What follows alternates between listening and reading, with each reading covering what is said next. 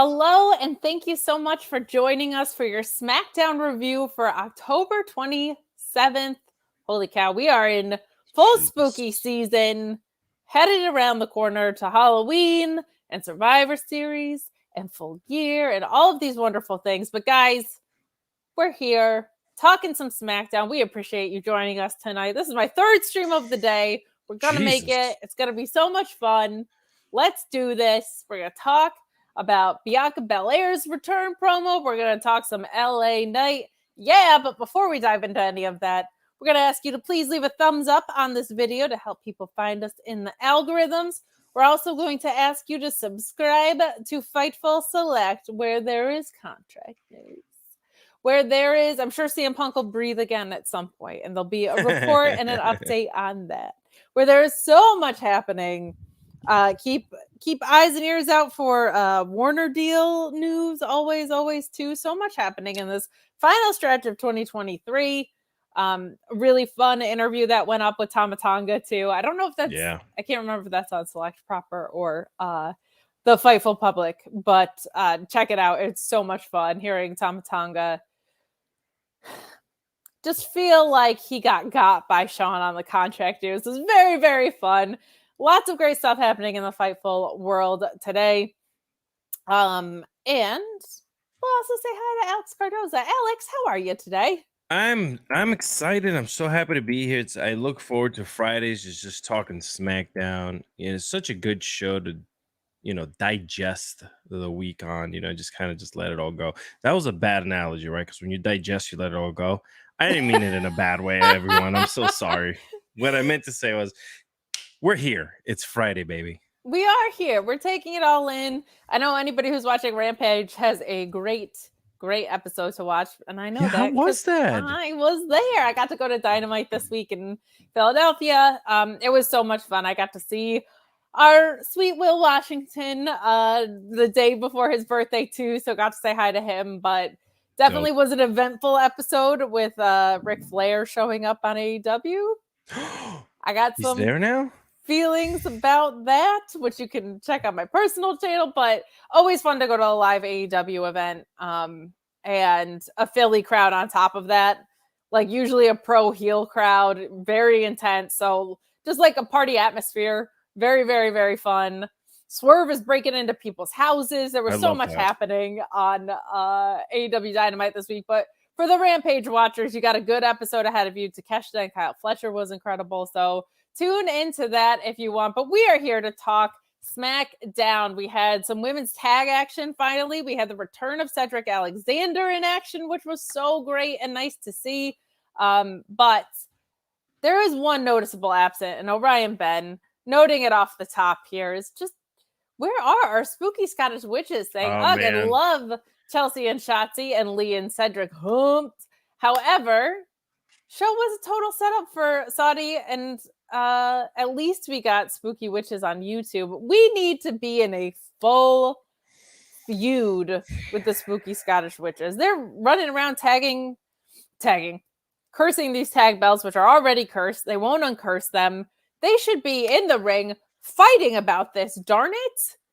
I don't get it. I just, there's certain hit and misses that happen here. It's the end of the spooky season. You can't bring them in for the taping for next Friday because we're in full on Thanksgiving street fight mode.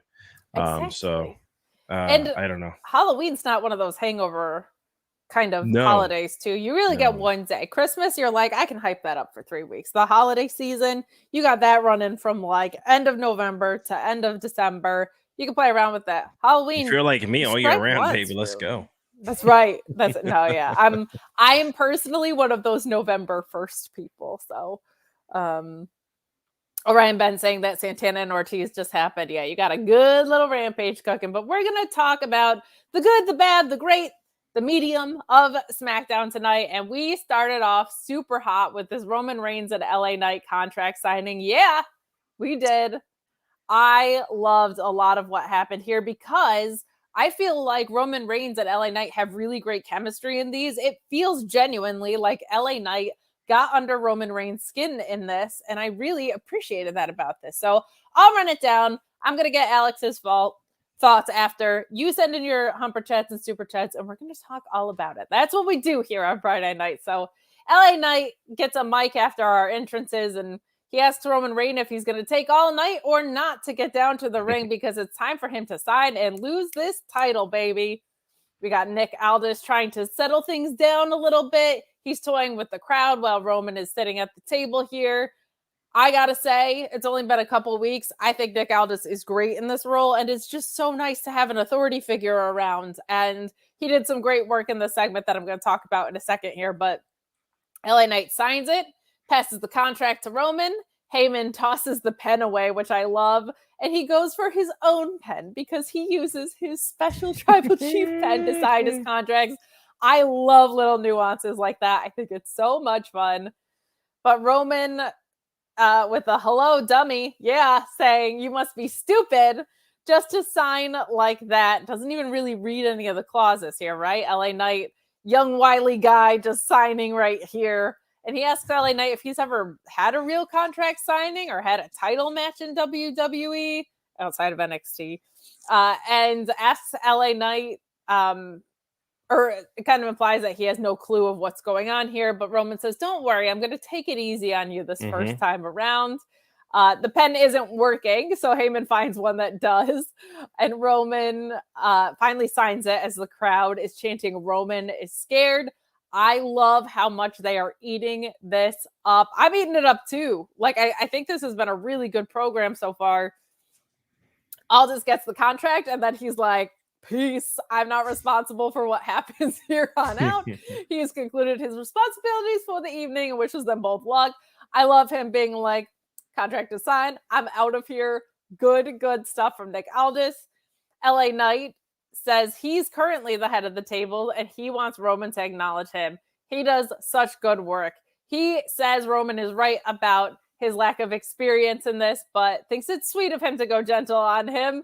He wants that because it means Roman is already beat. I love that, saying like, you are saying that you are soft here because you know I'm going to beat you, and you want an excuse, essentially, which I think is so great. He says this is the first time, but the only year that it's not his head of the table, which I love. And that he has climbed so fast that Roman isn't even going to know what hit him after Crown Jewel. He will be befuddled as LA Knight leaves with the title. This might be Knight's first time, but he only needs one time was like a key line for me in this because we've seen the Brock stuff drag out. The stuff with Kevin Owens I loved, but they faced each other like 4 times. All the Sammy stuff. LA Knight saying like, I'm a one and done guy. I don't need this. Really, really, really good stuff. He talks about Roman's journey to the top and how long that took. He references the suffer and succotash stuff. Says it only took me a year to get here already. Really, really, really strong stuff from LA Knight in this. And there's nothing Roman can do about Knight's ascension. And that's not an insult. It's just a fact of life. Says he cannot stop the gravy train and he can't stop being the man that they call the megastar, with everyone saying L.A. Knight. So much to like about this, but my favorite part is, I think he called him a virgin title holder at one point, but my favorite part with this, with L.A. Knight, is he is great at the calling people crotch goblins and the jabs and kind of that old school attitude era stuff. The past couple weeks, we've seen this really pivot toward him going after Roman, going after the jugular, making it about the title. Like, it just feels a little bit more productive as far as building the actual match rather than just kind of like tearing the guy down. I've loved that about this. It feels very much like I am beating you for the title. I am here for the title, and I'm going to be the guy to dethrone you, rather than just kind of taking, I don't want to say cheap shots because they're not all cheap shots, but he was out here calling people crotch goblins, right? Like, this has felt so much more substantive over the past couple weeks while the crowd is still eating it up. And then on to the Roman Reigns portion of this, which I really like as well. I felt like they had great chemistry tonight. He interrupts by throwing the table on tonight, which is one of the more authentic table throws in a contract signing that you see, because these can feel so paint by numbers. It really felt like LA Knight got under Roman Reigns' skin, and both of them did a great job telling that piece of it. He sets the table up, and Knight is able to fight back here with some punches and some stomps. Uso shows up to save Roman, and Roman heads out while Heyman is telling Jimmy to get Knight. A really smooth transition here of what we knew was coming, right? Jimmy's going to come out here and do Roman's dirty work for him. LA Knight avoiding the super kick and back suplexing Jimmy through that table, standing tall at the end of this segment. I felt like this catered to everybody's strengths so perfectly. I really, really liked this opener. LA Knight, I don't think has a shot in hell of winning, but he's doing a good enough job of planting a seed, and he's so over. That it makes you it gives you enough of that belief that he's going to do it, which is kind of all I ask going into a title match, because it feels like we know what's going to happen. So just give me a little bit here. And also, let's let LA Knight shine. Everyone's been behind him for so long. We finally are getting a sustained push in an important program. 2 thumbs up from me for all of this. What did you think of our opening segment here? They made LA Knight look strong, which was, you needed it. You needed it because there's no chance in hell that LA Knight's beating Roman at the crown jewel. So what better way than to continue the push of the megastar LA Knight without burying him or putting him in a situation where he seems weak, Yes. right? Is you, for the next 2 weeks, this week and next week, whatever they're taping tonight, you make him feel bigger and better, and you want to put him over Roman. You want Roman to look like, why am I running from this guy? I'm the man. I'm the tribal chief, but he still looks, to be like rattled by LA Knight, which he did. They did a great job of doing that tonight. I thought they played off of each other really well. Very well. Yeah. It reminded me. Here we go. I'm an old man. This segment today, earlier on, as it started, reminded me very, very, very much so of an Attitude Era, Rock, Stone Cold type of sit down. We saw these types of sit downs back in the Attitude Era, where The Rock would, go. When he was in his heel days, would kind of just be all slick and stuff, on the mic, not too much of the tongue lashing, but Stone Cold's music would hit, he would run right past by him. Like, that's what we saw. And this looked and felt like it, which was really cool. So, unfortunately, I wish this led to something bigger. Maybe down the line in a couple years, maybe you'll see something different. But they made LA Knight look big and strong, which is the point came across. Agreed. And I also was really impressed by Roman in this segment, because I feel like Roman and LA Knight operate in very different worlds from character perspectives.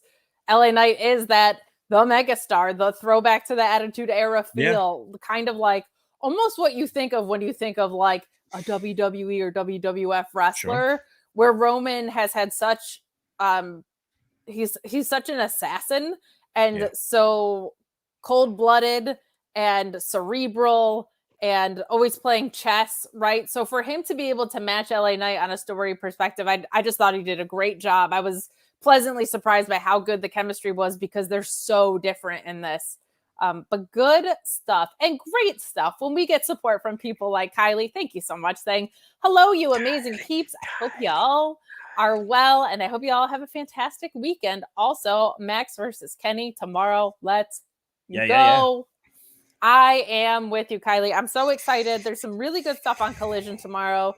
Some good stuff I won't spoil for you yet in the stream, but if we make it till 11 o'clock, I can talk about it. That is also coming up, that got set up on Rampage. Fighting Spirit Unleashed for New Japan is tomorrow as well. So we've got some great wrestling this weekend too. Love to see it. Really, really good. And by the way, you mentioned it. Roman like looks like that assassin. Is that what you just said? Yeah. About Roman. That again, Rocky had that part of him when he was a heel, when he was in the corporate ministry or whatever it was, or corporation. He was with McMahon. He was very cerebral about the way he did things, and he was cool, and he only defended it when he wanted it to. totally, they're two different things, but the similarities are there, which is great. It made me feel like I was watching something that I truly enjoyed, even if it was a bookend type of opening, if you know what I mean. I do know what you mean, but I also thought it was really productive. Like, my complaint with those bookends are, one, I feel like it can stifle other stories from getting over in important slots, and two, a lot of times they just feel really long and dragged out. I actually felt like everything that we got tonight was pretty productive Agreed. and built up really, really well. Very refreshing to see these changes. Very, very refreshing to see these changes. And we move on to our tag team match between Carlito and Santos Escobar versus the Street Profits with Bobby Lashley in the corner. We get Dawkins with the blind tag, catching Escobar with the revelation to win. One spot that I really liked in this kind of right beforehand was Escobar kind of throwing Dawkins away, tagging in, and we see the interference from Logan Paul jump in with Rey, distracting Carlito and Escobar.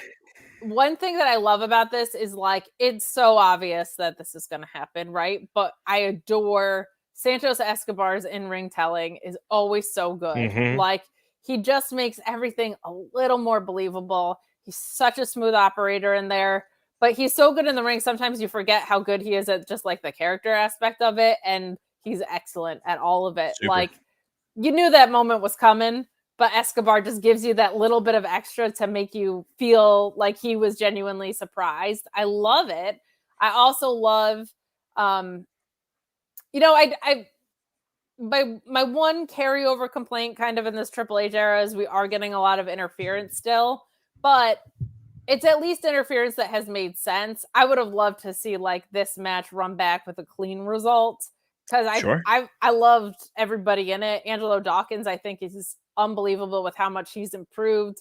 Montez Ford with this reinvigorated heel stuff, and Bobby Lashley always being there to save the day. Like, these are interesting dynamics within a stable where they've had some tension before, but it's like that tension where I still love you at the end of the day kind of tension. Yeah. Good stuff here.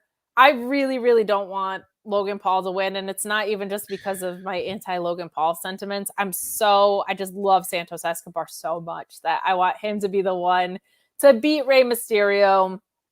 But as far as what we got tonight, and keeping in mind this is a double taping, a little bit more standard of a match what you would expect. Mhm. But that being said, all four of these guys are great. So no complaints. Carlito is still moving pretty all right considering his age and how his kind of sneaky size. He's one of those guys that's a little bit sneakier with how big he is.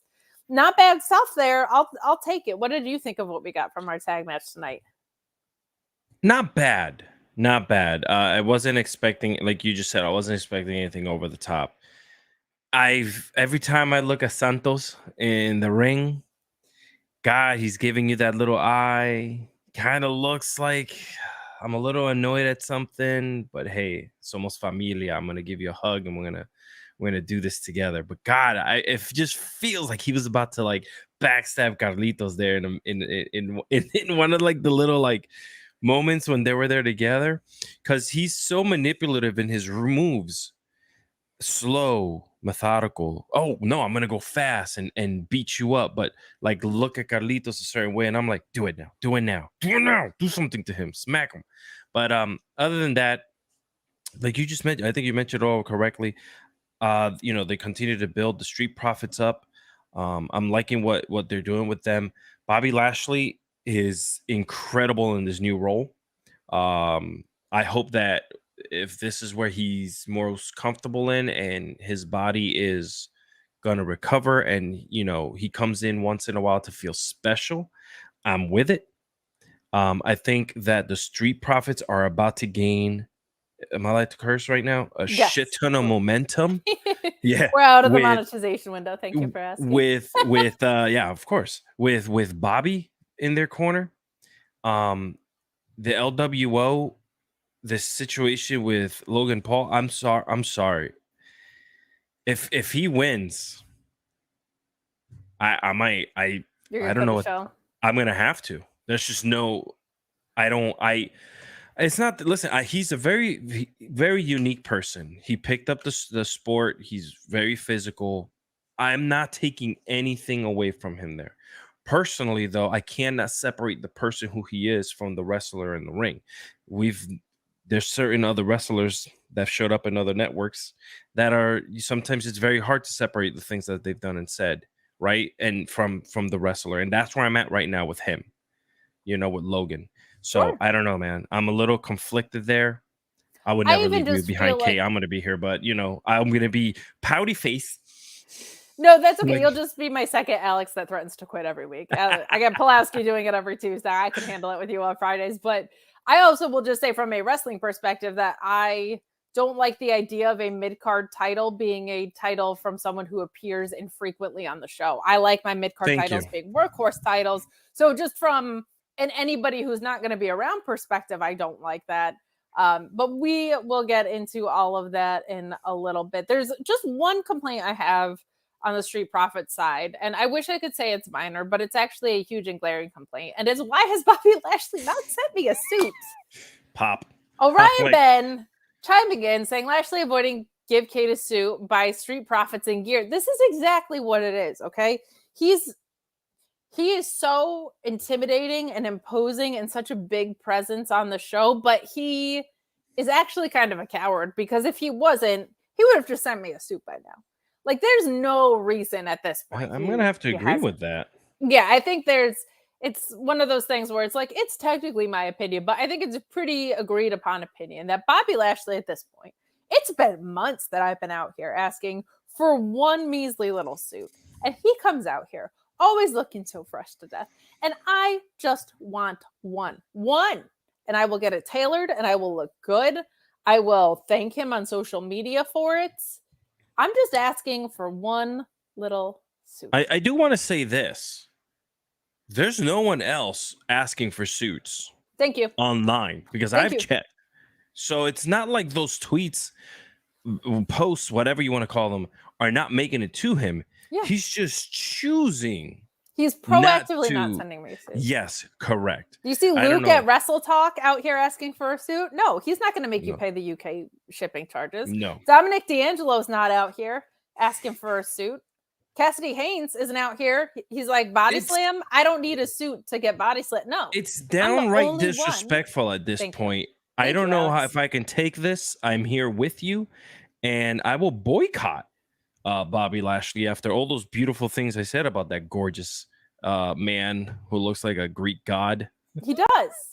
He does. And he's fantastic in the ring, but like, it is at this point. Enough is enough, Kate. Enough. Alex, thank you. Enough is I'm tweeting him right now as we speak. Thank you. You should. You should. Bad Robot sending a lovely chat to us saying, hello to the best post show and the best duo. Thank you so much. And extra love to you, Alex. Love the shirt. You're the best. Well, okay. Extra love to Alex. I never get love like this. So for that $9.99, you get a little bit of this delicious. Look at this. This is my third stream of the day. But yeah, extra love to Alex. Just kidding. Wow. Kate. Ending my birthday night with you two. Well, happy birthday. Happy birthday. I hope you have the best birthday and the best year ahead. I love that. Great wrestling. Happy year around the earth, sun, moon, and stars. That, yeah. Absolutely. Wait, the earth goes around the sun. That's right. Gosh. Science class. Science. Damn it. Brutal. Did I already read this? I can't remember. Hello, you amazing peeps. I hope you all are well. I hope you all have a fantastic weekend. Also, Max and Kenny tomorrow, LFG. I think I read that from Kylie, but worth reading again because there's a world title match on free TV tomorrow. No complaints there. World. So with the Logan Paul interference, Apex Calibre. I can say words. Says Dom interferes to help Logan against Ray. That's my fear. You could get a nice tag program out of that. I will say that much, but it's also that kind of pulls away from Judgment Day. So I don't know if maybe Santos equalizes Domin at the pay-per-view. I'm not sure. But I think there's ways to work with or around that. I just feel like Logan Paul showing up every once in a while with a mid-card title belt isn't the best. I also feel like they don't do a lot of title changes at Saudi Arabia pay-per-view, so we might have that in our favor for the people who aren't necessarily behind that. And I will say, to Logan Paul's credit, he has actually lost a considerable amount of matches. Like, they're high profile and he always shows out in them, but he tends to lose a lot, which is good because he's not around. So it's almost like the notion of putting someone over on your way out. Like, what do you have to gain from winning on the way out? So I'm with that though. Like, I do have my concerns about Dominic showing up that way because of the numbers game, but we'll see. That could also just come into play during Survivor Series, right? That doesn't necessarily warrant a title change, but we'll see. Shall we move along? Yeah, let's go. I don't know if you were asking me a question or not, but I thought you were reading at the same time. Ladies and gentlemen, I have not been drinking tonight. Well, we're celebrating Bad Rocket's birthday, so we are, but it's a lot of tea, cold brew, delicious in my tummy. Good. By the way, I just want to say this real quickly. I went to Target. That's how we call it, right? Because I'm fancy. And I bought the peppermint whipped cream. Guys, go get it. That's all I gotta say. Saying that to the vegans, just throwing that out there. I'm so sorry. You know what? You could have it because they have the oat version of it. It's for vegans and gluten free and all that good stuff. So for my vegan friends out there, you could most definitely stuff it in your mouth and just. You can be kind to animals and partake. Let's go. Yes. I don't know how you milk an oat, but I'm with it. You know what? That's fair. That's fair. We got a backstage. Oh, no complaints about that. I'll take it. Love it. We get another backstage with Roman in his locker room and Paul Heyman with a customized WWE belt that every NFL team has. If they get it to Taylor Swift, I will be mighty impressed. Okay, I will say that. But Heyman says he's going to give a Packers one to LA Knight because it's the closest night and the Packers are going to have to being champion. I loved the way the crowd popped for the belt and then booed for Heyman's line. Yeah. It was like you couldn't have asked for anything more from your heel manager. Paul Heyman doing some excellent work in that Cena segment. I felt like saved it later in the night. But we get Roman telling Heyman to make the Jimmy Uso and LA Knight match official for later. Jimmy jokingly throws out a yeet. I'm over the yeet stuff, but that one popped me because it felt so much like, well, Jay and Cody are friends and they get to yeet. Do I get to yeet? Like, that one actually felt pretty all right. I didn't mind that. Heyman goes to find Aldis. That gets made official later in the evening. But we have Kathy Kelly, the wonderful, delightful Kathy Kelly, catching Logan Paul, who essentially blows her off in this, but she runs into Kevin Owens. And Owens doesn't like what he runs into with Austin Theory and Grayson Waller here. He walks up to them and they're talking about how punchable their faces are. And I just love that. Like, that's just the most Kevin Owens thing in the world, to be like, you have a punchable face. I saw this man do a very long promo about how beating Aleister Black was almost as satisfying as a banana. Kevin Owens can do anything, okay? But he promises to end them with one punch. And some people come in to break this up. Theory and Waller conveniently kind of stand aside for Owens to hit them with exactly one punch. A little choreographed, as backstage segments usually are, but Kevin Owens is going to need a friend. I hope that friend is Sam Hussein. No, you can't jump brands like that. I don't know what you're talking about. We have brand supremacy. I think you can because people do it all the time. No, what's his name? God, I forgot his name now.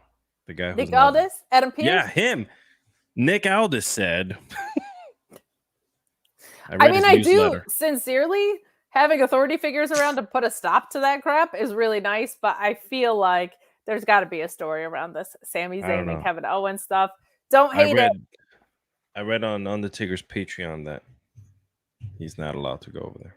Oh, okay. On Undertaker's Patreon. Back when Patreons were men. I saw that you wrote that, made me laugh so hard.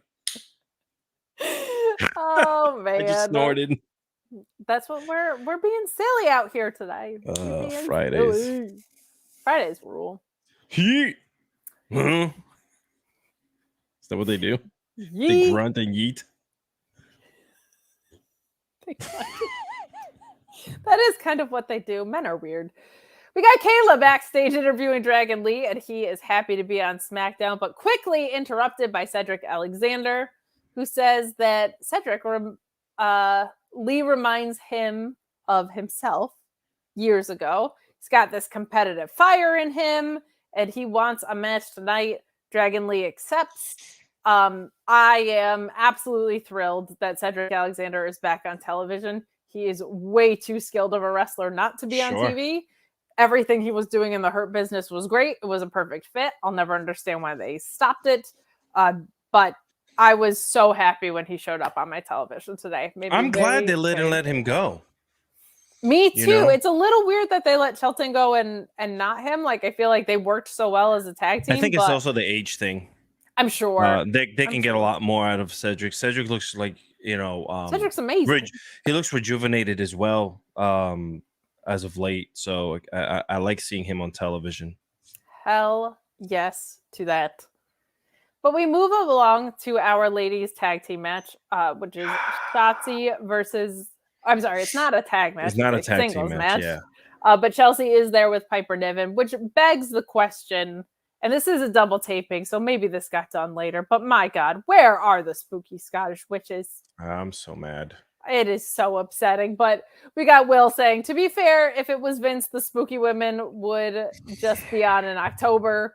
Yeah, that's kind of what AEW does with Abaddon, and that's not my favorite, but yeah. I'm hoping we see them all year. But this is their wheelhouse, though. They're spooky Scottish witches, and Piper Niven, also Scottish on the other side of this. I mean, there are some connections to be made here. I'm glad that we get the women's tag champs on all three shows. That I could not agree more with. I feel like these... That's the way it should have been done from the get-go. 100%. But... I also don't love tag champs losing kind of for no reason. There's a part of me that says this is a double taping. This is an easy way to get Shotzi a win. Sure. A short match, but we've got Chelsea Green headbutting Miss Shotzi and then hitting a really nice looking avalanche gourd buster with a top rope drop kick. She's very self-satisfied here and goes for a lazy cover, but Shotzi counters it with the crucifix for the win. There was some jaw-jockeying a little bit, too, about how Chelsea was going to bring real costumes around. What is Shotzi doing as Pinhead? If you didn't catch Halloween Havoc on NXT, Shotzi's costumes were unreal. They looked so good. She clearly loves this, like, in a very, very sincere way. She took a lot of pride in the craftsmanship that went into her spooky outfits on Halloween Havoc. So really, really liked Chelsea kind of digging into those. But this was kind of just a their match. Nice to see Chelsea in action. Nice that we're going to be getting title defenses a little bit more. Yeah. Not necessarily the most productive use, but I like Shotzi getting thrown into the mix here and getting a win. Again, starting to see more women that we haven't seen in a while in the ring under the Triple H regime. Good stuff. Your thoughts? Are we going to get... hopefully my spooky witches on Monday night. It is a Halloween themed episode. I would like to see them on there. I don't know what they'll do, but I don't care. I just want them on my television. Yeah. For multiple reasons. Mainly wrestling. I thought it was good. I see Shotzi being used more consistently now in a good way. You know, she doesn't feel like she's lost in the shuffle. Like you mentioned, there's the whole getting tag teams to do singles matches and them the tag team, champions losing. It's kind of weird. And this is something that's been happening in wrestling forever. So it's not the first time, but it is kind of weird. Like you would want your tag team champs to, even when they're wrestling on their own, for them to feel strong and credible, yes. She could have very well lost on the taping. You know what I'm saying? You could have put a tag team match together with Shotzi and someone else. Not a big deal. But yeah, other than that, I wish they got more time. Yes. I wish there was more stories to be told. especially with the tag team division and the women. There's like really, they're just kind of floating around fighting tag teams to fight, as opposed to building long, thought out storylines for them. So, I mean, hey, let's just end the year, right? We got 60 days left in the year. Let's just end the damn year and see where we go next year with these women. I want more women on my shows with not just as eye candy out there fighting and talking and I'm gonna get the belt and I'm gonna get this. No, I want to see fighting, incredible storylines being put together. The stories are something that definitely needs to pick up. Sure. I think they are. But you're right in that, like, we haven't seen Rhea defend very much. We haven't seen these tag titles defended very much. Io has felt like an accessory at her own point. Yes. The most productive thing has been Becky Lynch, who just dropped. But man, in the short time she had that belt, did some great work. Sure. So hopefully that's getting switched up. We're already seeing great stuff being cooked up for Rhea, right, in Saudi Arabia. We got that great triple threat and Io's title defense last Friday on the main event. So some good stuff there. I just hope it continues forward. And to your point, with the tag titles, we never seem to get it. But can I add one more point? Of course. It's a double-edged sword, this whole Saudi deal. As someone who was there 20 plus years ago and has seen that place kind of evolve. I mean, it was just a desert 20 years ago, literally, with one building in it. It's great to see our women being featured on shows like this, and from just having that one time that they showed up there to having multiple matches now is really cool.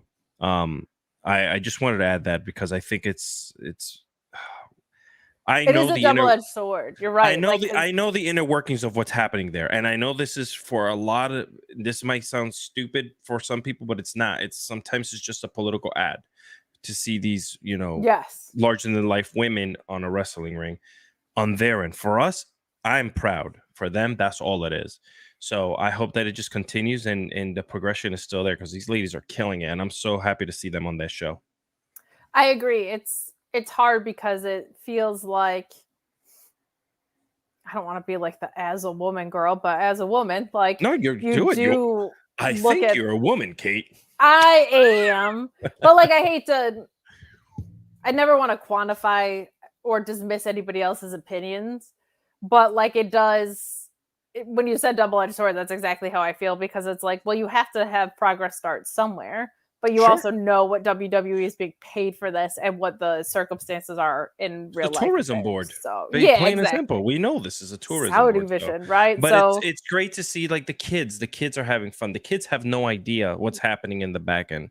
If you stare at the front row of this place and you see security and stuff like that, like, this is just me because I have. Are you saying wrestling isn't for cranky adults on the internet and is actually for the children? I love the children having fun. That's all I care about. And the little girls just. Oh my God. When you see like a little girl the women, like mimicking Bianca Belair's entrance. Oh, the best. 100. The best. So that was our tag team match for the day. But you know who's a great tag team, Alex? Oh, please do tell. Us and NordVPN. We're like Fightful and NordVPN. It's like the best tag team ever. Because NordVPN is the best at what they do. And Fightful, I'm going to say it, is the best at what we do. And when you put us together, we're the mega powers of VPNs and wrestling media. I know that doesn't sound as sexy as it should, but whatever, okay? There's some really great stuff happening. You get massive discounts to NordVPN with the code Fightful. Yeah, you do. They have invested in us. We are so thankful for their investment in us and so appreciative of their incredible service. There is a lot to be gained from NordVPN, and Sean Rostapp is going to tell you all about it. You've heard me talk about a lot of things that NordVPN.com/Fightful has, and I'm about to tell you almost everything it has. Listen to your favorites abroad.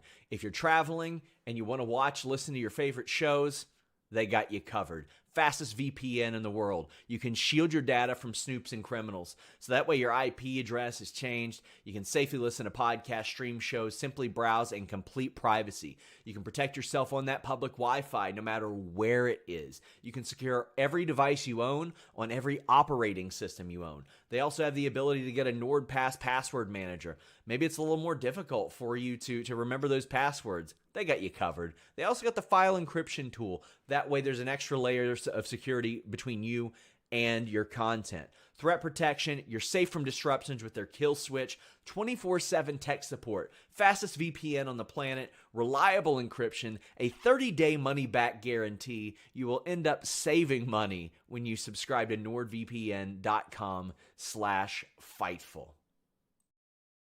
I do got to say this.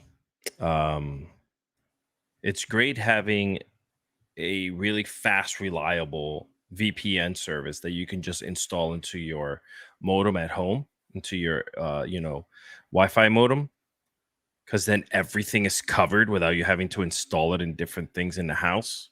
And you can pretty much watch and do anything. I'll leave it at that, ladies and gentlemen.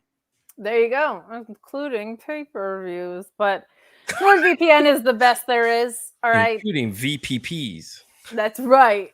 That's right. PPVs, but rearrange the letters a little bit, and you are right there. But NordVPN rules, and we rule. So a match made in heaven. We get this really fun LA Knight promo backstage, which not a ton gets said, but the delivery of what he says is just amazing. Apex Calibre saying Knight's promo backstage was classic Stone Cold, in my opinion. Really, really fun stuff. Did you have any thoughts on this? He's basically just hyping up what happens later, essentially. No, yeah, it was good. It was a good midway point to, what you want to remind the crowd of what happened earlier and where it's going. So it was thoughtful. I think the production value of WWE always has something, always does something cool like this, where they kind of throw something in the middle to remind you, hey, this is coming later. Don't forget, I'm still pissed off. Yeah, he's great, and it's incredible how sustained the momentum for him has been from the crowd. Like, even something like this quick backstage, the crowd is electric for. So you love to see it there. Yeah. He's so good too. Like, everyone's on top of it. Everyone's like, his mannerisms, his backstage, you could hear him through the freaking building. Yeah, following along. So yeah. Good stuff. We're going to give you our Rampage rundown in a second, but first we are going to talk through this John Cena and Heyman promo. And I got to say, I think Cena's one of the best promos in the world. I did not think this was the best promo in the world. I think Paul Heyman's half was fantastic, but John Cena's felt a little bit redundant and lost in this. He hypes up the crowd initially here. It was. Yeah, it was a little bit. He's very, very dramatic in this go around, like very over the top. And here it just got a little bit lost. But he essentially, says that he's been so thankful for the crowd's support for the past 2 decades. But in 20 years, this is the first time he's scared of losing his support. And the crowd gives him a "You still got it," and he gives them a "But what if I don't?" It's so over the top, cheesy Cena / I'm an actor, so I can pull this off. I lost him like a minute and a half in. I apologize to anyone's hearts that I broke by saying this, but it wasn't for me. I even wrote it on the Twitter. I was like, I'm lost. What is happening right now? Like, what was frustrating about it was I liked the content of it, and normally I like John Cena's delivery, but this was like a mismatch today because I liked him saying like he has not had a big win in literally years. It's redundant of what he said last week, but it's still true. Like, he has not had a marquee win in a long time because he's never been in a position where he should be having him.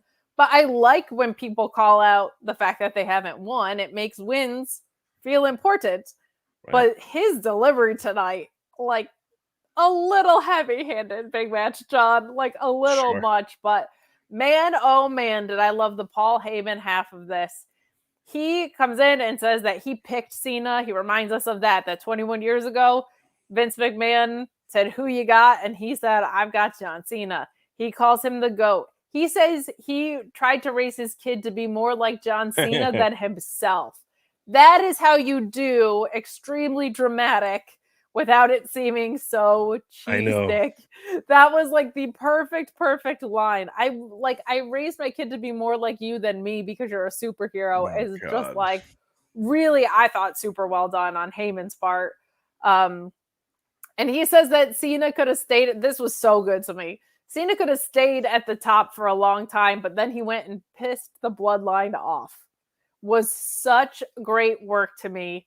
It brought like the real life and the storyline aspect together so perfectly. He says he's the GOAT at communicating with the crowd, but not until like that only gets you so far here, right? And I love him saying Roman might bust your ribs, but Cena's had ribs busted before. And the way he delivered saying, if Solo hits a Samoan spike, John Cena can't talk anymore. The GOAT communicator to the crowd won't be able to talk anymore because of the Samoan spike that Solo Sikoa is going to give to him. The Cena aspect of this did not feel good to me. The Heyman aspect of this felt dead on to me. This had me wanting to see more. I loved what we got from Heyman.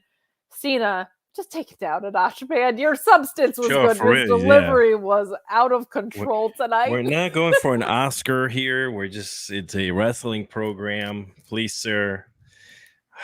We're not, the crowd was not going to tear up and start like this. And then just, all right, I'm sorry. For anyone who was in the crowd, you are not what I'm about to say. But it was just, the crowd just, to me, was just so dumbed down by the whole like, no, we must rally around him. Cena. You got the one guy in the crowd going, you still got it. You know, like, I'm like, please stop. But like, I even like him being like, but what if I don't? But he didn't say, but what if I don't? He said, but what if I don't? You know what I mean? Like, I know, yeah. So much of this was this and he does the frown so like well because it's, you know, what if I don't? Here's what if the I thing. don't have it? When he assigns the same weight to things comedically as he does dramatically, and it works comedically and it doesn't dramatically. Yes. Like in his delivery. But I thought the Heyman stuff was really good. But we shall move along. Let's dive into our Rampage rundown because I was excited about this. We get Santana and Ortiz. Santana getting the W here in a feud that was built, I felt like, very, very well, and a match that paid off. I hope they continue to build this out, though, and maybe run it back. We get an MJF and Omega hype video with Jay White confronting Omega and wishing him luck, which I thought was fun because Jay White and Omega obviously have some history. And Don Callis offering MJF his services, to which he responds with something kind of crude that I will not read on air. We get Renee with an interview with Stat, Sky, and Willow. Willow saying she's fine, and Sky telling them to focus on themselves. Kip Sabian, who looked great with a promo, interrupted by a returning Mark Briscoe, which made me so happy, especially as a Ring of Honor fan. Anna Jay and the former Jazz crew in an interview that gets interrupted by Don Callis, and Callis asking who is interested in taking out Omega and Y2J. Jesus. 2.0 accepting the offer, and Garcia getting angry about that, so more dissension there. Some Soho and Parker flirting a little bit. Louis said that segment came across weird, but they're, I think, real livesies together, so yeah, that. They looked pretty cute on the Jericho cruise. That's all I'm saying. Abaddon beating Anna Jay, Sky Blue, and Willow, and will face Shida Fright Night Fight tomorrow. So you're gonna get Shida versus Abaddon. World title defenses on Collision for both, which is great. The Acclaimed and Father Ass celebrating day 69 of their title reign on next week's Collision, a segment made for me. Thank you very much. Tony Khan hosting a brief press conference where Orange Cassidy said, or he was in a suit just to show that he looked better than Claudio. And Takeshita defeating Kyle Fletcher in what was a fantastic match live. So go and check all of that deliciousness out when you can. Will Chisholm saying that Cena's promo did feel like this is his last match book, so it would be nice for him to put Solo over. It would be nice that doesn't serve the Cena legacy story, but if this is a like, man, I don't think I have it thing anymore, they could still do that. I don't know if he's going to stick around, but we will see if he shows up back up for WrestleMania. So match of the night in my book, Cedric Alexander and Dragon Lee in a thumper of a match. Absolutely loved this. Lee winning with a running Shiranui, if I'm saying that right. I'm sorry. I like more recently. It's a modified aerial springboard thing that's really cool. I kind of first recognized this because I went down a Marufuji rabbit hole, and he is, I think, credited with this innovation of it. So I just geeked out because I was like, oh, I know that move, and I like recognize pieces of where the innovation came from. So nerdy Kate geeking out to Japanese wrestling, sneaking its way on here, but Cedric really nicely earlier in this match too, countering a knee with an awesome Michinoku driver. Really fun to see the switch up in styles between these two, but really, there were parts of this that felt clunky, but the parts of it that flowed. You had Cedric with that arm wringer. You had Lee escaping that running Hurricane Rana, and Cedric flipping free. Lee returning the favor with the head scissors early in this. I really liked this match. I thought it was fun. I can forgive the clunky parts when the good stuff is so great. Match of the night for me. Love seeing this. What are your thoughts? Yeah, same thing. You said it. I don't want to repeat it. There was some clunky, like you can tell there was a little bit of miscommunication here and there, but I don't give a crap. I'm not a wrestler. I'm not in the ring. I'm not going to judge that. Yeah, we saw it. We all saw it, but we can't freaking go in there and be like, do half of the stuff that they do. If I were to try at least one move that either Cedric or Dragon Lee could do, I'd be in the VA hospital for a very long time. So with that being said, amazing match. I love these two. More Cedric on my television, please, regardless of if he's winning or losing. It's just great to see him on there. Make good use of him and see where you can go with him. Dragon Lee's entrance is pretty dope. Love the dragon, the way it comes into the screen and it just stops and he comes out of the mouth. It's pretty cool. Great presentation. I do feel just a little bit like Dragon Lee is boxed in. And this is where he's gonna be. And like Cedric, that's where he's gonna be for a while. And we've seen this a lot. We've seen this with Tozawa. Why am I saying this wrong? Tozawa. Why am I saying it wrong? But even Akira Tozawa is getting something reinfused on Monday night. He is 100%. But they're boxed in. Time, yeah. Yes, they're boxed in, which sucks because someone like a Dragon Lee would be so cool moving up the chain. You know what I'm saying? I think it might just be a matter of time, though, because they brought him in with some cool vignettes. He's getting a lot of reps. So I think it might just be we're in this weird time right now. And I think maybe they don't want to do the, hey, everybody Hispanic is an LWO thing. Like, I think they're maybe trying to identify things with some individualism with this. So I think you might see him in that mid-card picture, maybe getting some more mid-card title shots. Sure. Probably closer to the start of the year. So I'm encouraged by the way that he's been on screen consistently and the vignettes and everything. Yeah. But I understand what you're saying. It's kind of like, I hope he's not like US title. I think to me is the lowest out of comes in as the lowest, and then like Intercontinental, especially with Gunther being on the IC run he's on. That Intercontinental title has been fully elevated, my friends, to being right below not even the Universal Championship, the World Championship, because the Universal Championship has been gone off TV for so long. I forgot it existed. Yeah, well, it's Roman Reigns doesn't need it, so it's tough. No, he doesn't. And as a heel, he should always be chasing it and getting into fights with baby faces on like how he can beat them, but never gets there because now he's just a scumbag. Fair enough. Our own wonderful Luis saying, Destino in the incinerator tonight instead of a roll-up from Dragon Lee. Are we closer to ROH Dragon Lee? I hope so. He's fantastic. I think part of maybe why there was some stilted stuff with Cedric was I think a lot of these guys, I mean, Cedric hasn't been on TV in forever. And I Yeah. think when you're in the ring with Cedric Alexander, Dragon Lee was probably like, oh, I can bust some serious stuff out. So I'm encouraged to see some more of that moveset It's the in trust play a little factor. bit. You want guys that are going to be able to move fast with you and trust you inside the ring. Agreed. We move on to this Bianca Belair promo, which I thought was good. I think we get her and Bayley on the next taping of this.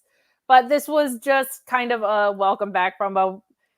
Misfit Wrestling pointing out that Bianca and Damage Control have been going since July of 2022. Jesus. And you're right. Now, she was obviously out for a few months and she also switched brands, but we have seen Bianca and Bayley, and the only thing that happens in these is Bayley looks like a chump. Now, what we have not seen is Bianca and Io one-on-one, really. So I don't hate that idea, but it is kind of like we're seeing so much positive momentum and so many refreshed stories that like bringing Bianca back into this is tough. I'm thinking that Charlotte probably costs Bianca, so we probably get away from that sooner than later. But it is kind of like, can we move on from this a little bit? But a good enough return promo from Bianca. She's such a star. It's so great to have her back on television. And I really liked, I like it when wrestlers leave and come back and they don't forget what put them out, right? And even though this story was long in the tooth, it's like, well, you should come back and have a problem with the people that put you out. Like that part makes sense. Sure. She looked great here. She sounded great here. Wrestling is better with Bianca Belair on television. Very excited to have a superstar back in play. I'm guessing we're getting Bianca and Charlotte at Mania, probably for a title. But either way, I'm just excited to see that feud when the time is right. I want to see Io hold that title a little bit longer. But what were your thoughts on Bianca's return tonight? Same. I like Bianca. You know, she's someone that the crowd could really get behind all the time. She's gotten so much better on the mic. Even today, like just what she said was enough. She didn't have to elongate it. I think a lot of the time when Bianca was doing her run last year and the year before, she was just trying to say a lot and do too much.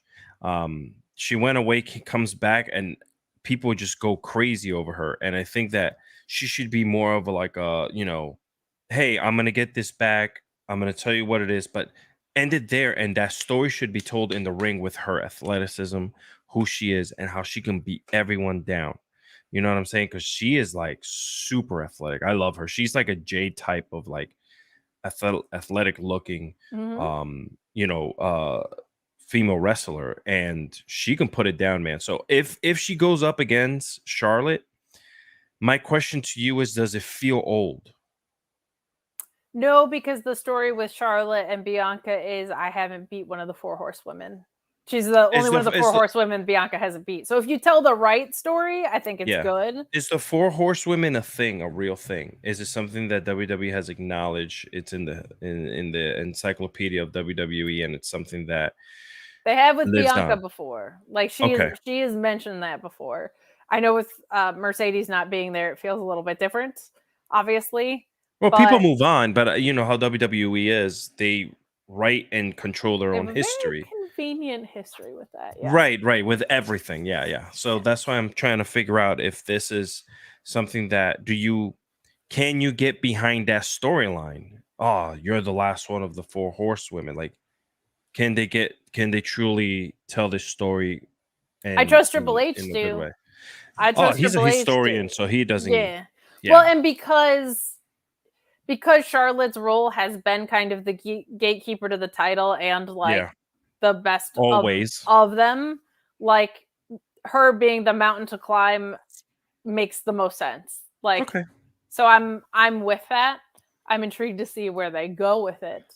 I asked you because you are a woman, you are a female, from what we've gathered earlier today. A woman. So I just wanted to know, on your hat, I can't speak for how everyone should feel about this, but as in the women's side of wrestling, I thought maybe it felt a little bit like, okay, here we go again type of deal. But if you're telling me it's cool, then I'm cool with it too. I mean, on my end as a guy, I'm like, oh God, can we like move Bianca up and over to someone else. Like, who can we make or who can she beat up? There's so many other great people that, you know, you can pair her up, because the women, there's a lot of women now in WWE that are excellent. Yeah, So and I think you're right in that there might be a more productive use for Bianca to make stars now that she's a made star. 100%. So I'm totally with you on that. But I think there's enough of a satisfying story there, and I think your other women's program is going to be Becky and Rhea, and so that satisfies to me, because you have kind of like the older generation with the current generation, and there's a younger generation coming along. So is Io going to just be thrown into the mix as a third party on here? I think Io might end up moving to the tag picture if Kyrie comes in. Golly, so we will see. Or, you know, the rest of Damage Control. Word. Will asking me, what was my reaction when Ric Flair popped up at AEW? I hated it. I hate when WWE had Hogan on TV, and I hate this. I don't care. This is my childhood. Right is right and wrong is wrong. I could not agree with you more. So there's a couple factors in play here. I talked about this on my individual stream with great tenacity, so I will give you the toned down version here. I hated it. I hated it so much. There's a part of it that is also, I don't have a nostalgic attachment to Ric Flair because I wasn't watching in the 80s, so I don't really give a crap. But there's the much bigger issue, which is that there are things that are more important than wrestling, and sexual predators are among those things. We know what Ric Flair's history is. We know what he's done. I understand that it is a good business decision. I understand that it is something that Sting really seemed to be emotionally moved by. I, watching, don't give a crap. If you are a racist, if you are a sexual predator, get off my television. And I got so annoyed by when Stone Cold, stop. I don't like it when anybody with a history of being a sexual predator shows up on my television. I don't.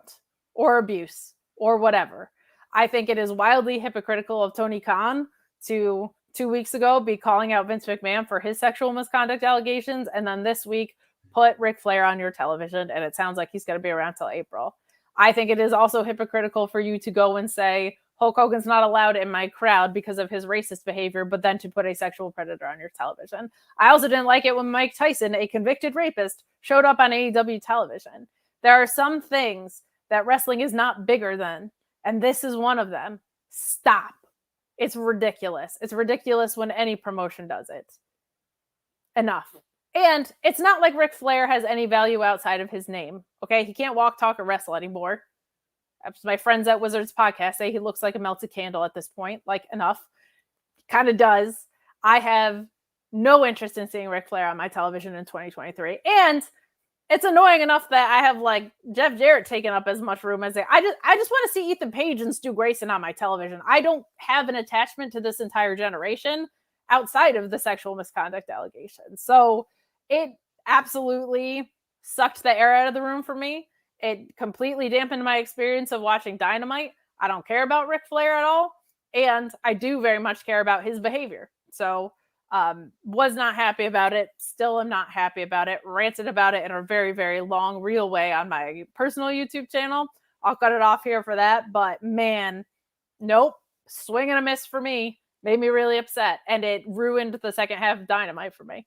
I came back alive with Okada and Danielson because, oh, look, two absolute legends who respect women going at it in the ring who can still actually wrestle.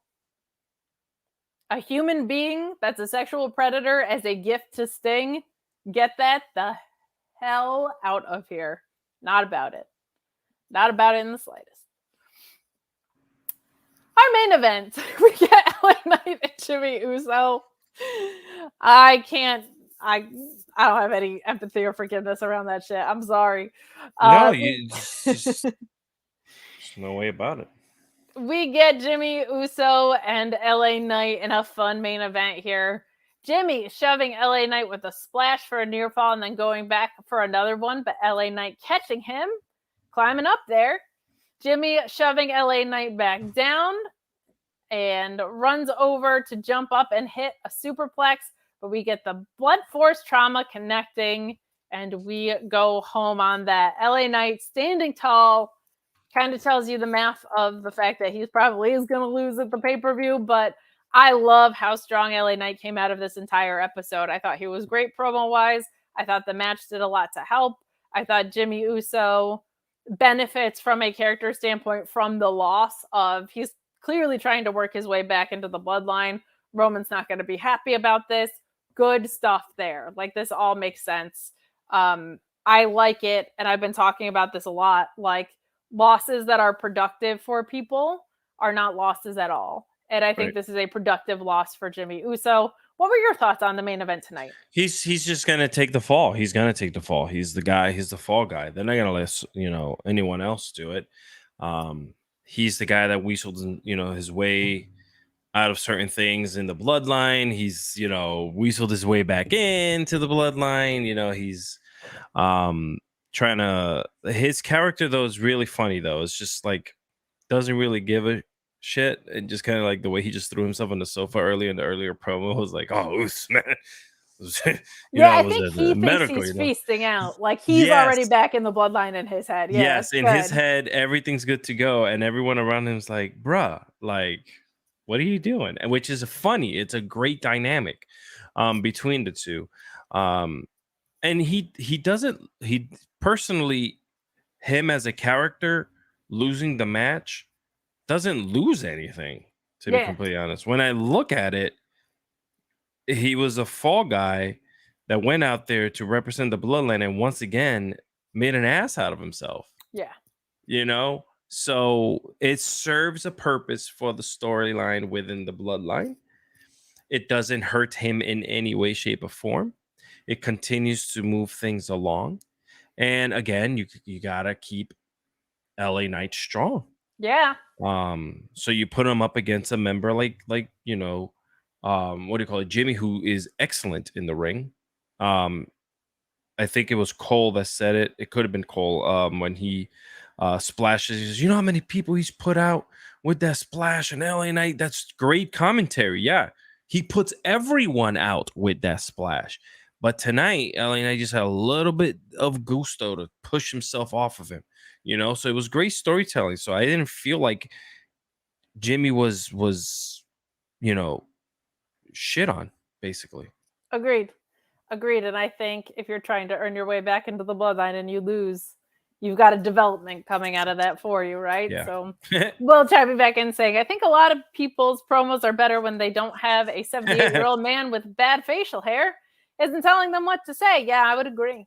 I think your promos also only get you so far without booking to back it up, and we've seen a lot better booking backing things up. So agree with that. I think Vince McMahon lost touch of what was cool with wrestling about 20 years ago, and I think we're seeing a refreshed, reinvigorated product under Triple H, not only from the creative aspect, but from pacing and things making sense and having authority figures. Like, we are seeing some things get elevated, and I like it. It makes our Friday nights a little bit more fun, to be honest. You got a 70-something-year-old man. There's no way he has his finger on any pulse. Now, Triple H, who's 50-something, might be out of touch with people in their 20s, right? Or whatever. I mean, so am I, so. Right. Yes, definitely me. But he can still. I'm already over yeet. You know what I mean? Like, I'm out. For sure. Yeah. I had no idea what yeet was. I thought yeet was skeet. I don't know if you guys remember skeet. That was just okay. So I think having Triple H, who's in his 50s, to the wow. I won't say the red S because I don't want to get thrown out. Thank you. Of course, I'm not Ric Flair. So Triple H surrounds himself with people and wrestlers who are still kind of in that generation where they kind of still, finding out what's hot, what isn't, Unfortunately, what are the kids like? Logan Paul and a sugar drink that will have you pissing green, so let's put him in here. Hispanic people, Bad Bunny, love him. Why not? You know what I'm saying? Incredible superstar. Put him in there. So he feels fresh. And even though he's in his 50s is not old. He still understands the game. Because let me tell you something. It's all about the game. Yes. And I how like you that. play it. When Vince was in his 50s, for all the bad things Vince did, he had wrestling in a hot streak for a while, 20 years ago. Okay, he really did. What he was doing in the ring with the Attitude Era and him being Mr. McMahon, and putting things out. Unfortunately, we know the rest. A lot of things have came out of what has happened, but I don't think you'll see that from Triple H. I think if he feels, he looks like the type of guy that if he feels he's losing touch, he'll pass it to whomever. I don't know. It's even just knowing that you know that you're not the one that has your finger on the pulse. You know what I mean? Yeah. Like I think there's And I'll be honest. I'm putting it out there for you guys. You guys can clip this and save it. I'll be dead in about 20, 30 years. When he is done, Triple H, this is it. I think WWE is going to change forever after this because he's the last true essence of the things that were really, really cool in the 90s and early 2000s. Because for some reason, that phase of wrestling was insane. So I think that competition, right? Yeah, so whomever comes next. Right. Whomever comes next and takes over is probably going to be a corporate guy, to be completely honest, because now it's owned by a corporation and so on and so on. So, yeah. And it's also cool, like you just mentioned, that we have AEW because you need that. Because look what AEW has pushed WWE to be what it is now. And vice versa. 100%. Yeah. Will chiming back in saying that all I'm going to say is my wife just walked out. Yeah, that was how I felt being there. You may not know it, but you are a real big voice in wrestling, and I thank you for that. Well, thank you. That means so much to me. I think he was talking to me, but yeah, her too. Well, that ends our show.